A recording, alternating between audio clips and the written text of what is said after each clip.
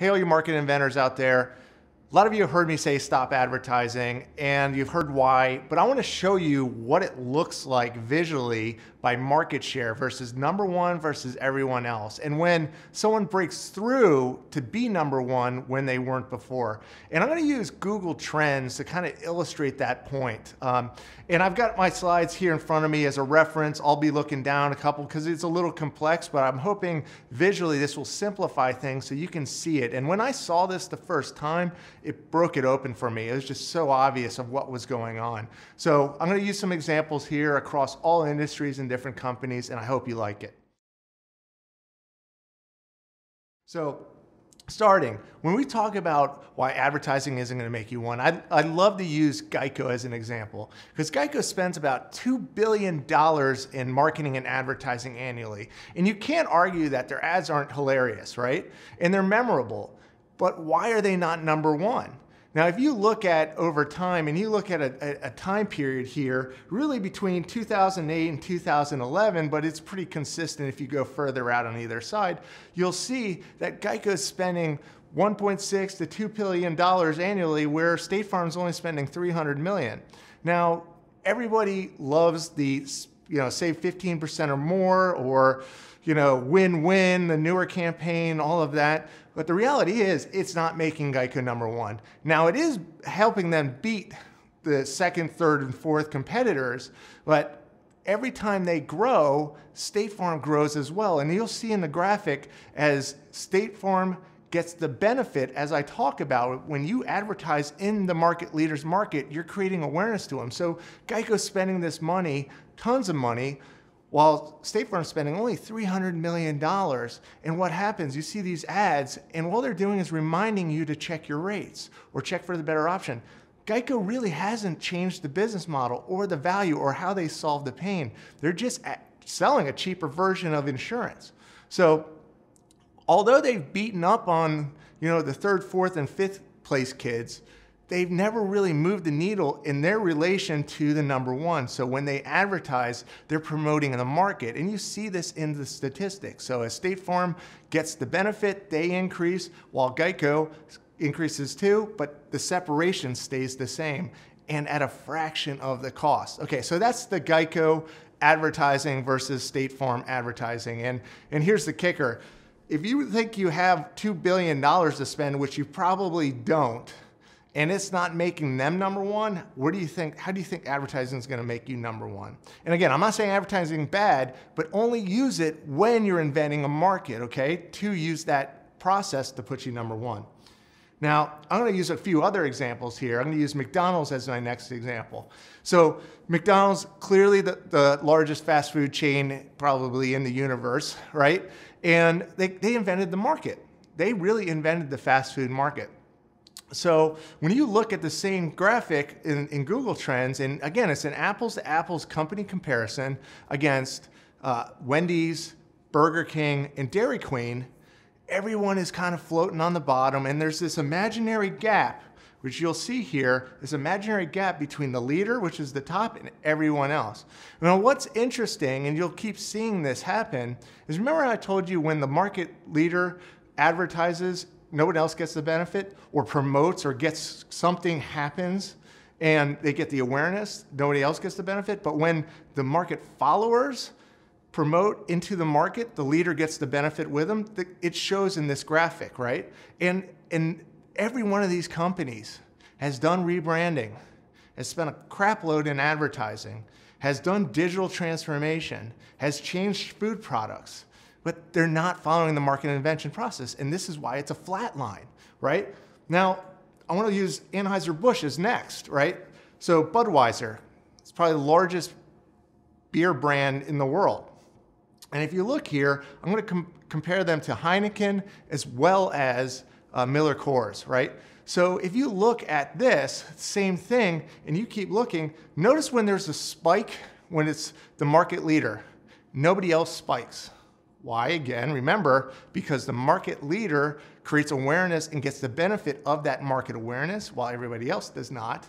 But look at on the bottom, when, say, Miller Coors or Heineken spikes, guess who spikes? The market leader spikes too. That is not a coincidence. That is not this is the physics of market invention working against you. And then when I talk about the physics of this law of commerce, this is what I'm talking about, right? And they've all done rebranding again. They've all done cool advertising campaigns. They've all done digital transformation, what have you. It's not working. So now let's talk about Coke versus Pepsi. And if you're a Coke drinker, you're probably not going to drink Pepsi or like it. And if you're a Pepsi drinker, you're probably not going to drink Coke. I'd argue that they're really not competitors. They're two distinct products. But they both compete in the cola market. Now, if you look at the chart again, you'll see that there's this one blip that they both spike, right? And again, remember, look at the top line. It spikes a few times, and only once does it spike, but it's the same time because Pepsi is driving the spike, and they're not the market leader, they're the market follower, because they're driving the demand for the market leader when they advertise. And this was related to the Kylie Jenner ad that was trying to talk about Black Lives Matter and trying to be this sort of cultural movement that Pepsi is trying. Well, we all remember how much of a flop that was. But if you look at the demand and awareness and interest, Coke got just as much awareness and interest at the same period. So Pepsi, not knowing this law exists, was actually driving awareness for Coke and sales for Coke with it. So really, again, you have to understand that these physics are working against you, whether you realize it or not. And this is a perfect illustration of what is happening. Clearly, none of those brands that are the followers, you know, the Wendy's, the Burger Kings, the Miller Coors, the Heinekens, the Pepsis, or the Geicos, or Progressives, or what have you, none of them are following market invention, and it's clear. They're just throwing a lot of good money at bad advertising or bad expenses. And it flatlines, and there's never a change in leadership. But I want to show you some examples of market inventors when there is a change. I'm going to use the same graphics to illustrate the same point. So let's look at Salesforce.com versus Siebel systems. Now, if you're not familiar with Salesforce.com, it's customer relationship management software. They're the first cloud-based CRM, and they invented the cloud-based CRM market, right? They are a market inventor. Mark Benioff is a market inventor. Now, if you look at Siebel systems, they really owned the whole CRM market when Mark Benioff and Salesforce.com decided to first get into the market. Now, I talk about these case studies in my training a little bit more deeper, but I want to keep it a high level here. Look at the Google Trends chart. Now, if I could go back before 2004, I would, but Google Trends didn't really exist before that. So that's as far back as the data allows. And you see basically an X. You see an X. They break through the leader. And why? Because they invented a new market, that new market and the promise of that market, and then they used advertising, sales, as well as other marketing guerrilla tactics like mock protests at Siebel conferences about no software. That changed the whole shift. And they got everyone to believe the legacy market was no good, where the new market was the future. So let's talk about ChickfilA. ChickfilA was much like Salesforce.com and broke through the competitors like KFC and Popeye's Chicken. And why? Because they really did build a made-to-order fried chicken market and kind of covered around it or surrounded it with an incredible customer experience. And if you have kids, you know the power of Chick-fil-A. So if you look here, again, Chick-fil-A breaks through where that flat line where nobody else has been able to. And it's not just the advertising, right, of eat more chicken with the cow.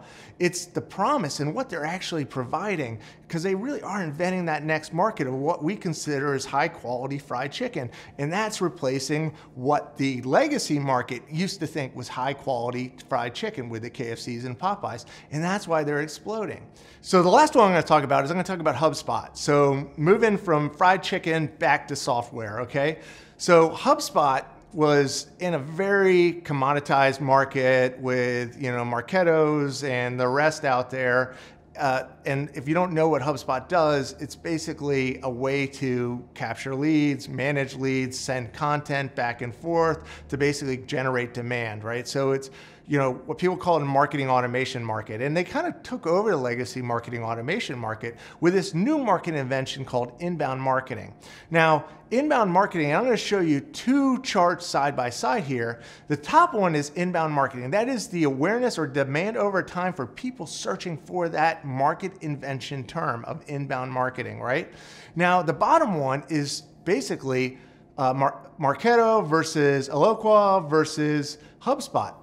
And you can see the pull of inbound marketing, how that's pulling up HubSpot because to beat all the other competitors, because they are inventing the promise of inbound marketing, because what they're claiming is, and I agree with them, everything else, the software and the content and what everyone else did before, prior with the exact targets and the email service providers, it was blasting out emails. This is pulling people in and engaging them. And this is what they say the old legacy market was outbound marketing or outbound sales. And the new market invention is the inbound marketing. So if you heard the inbound marketing term, know it's made up.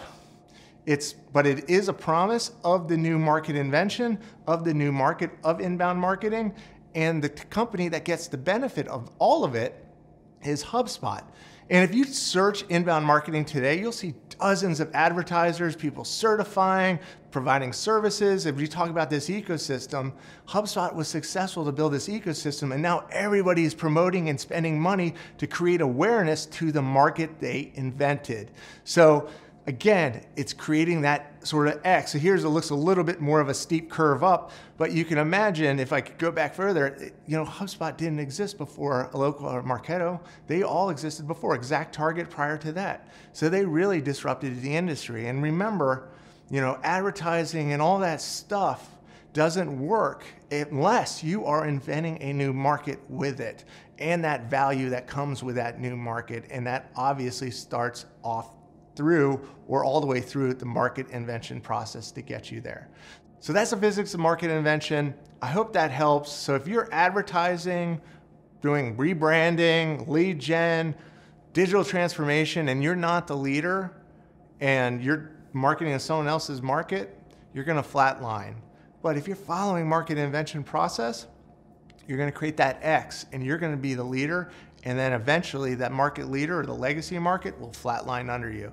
So I hope this helps. Best of luck to you, and I'll talk to you soon. Thanks.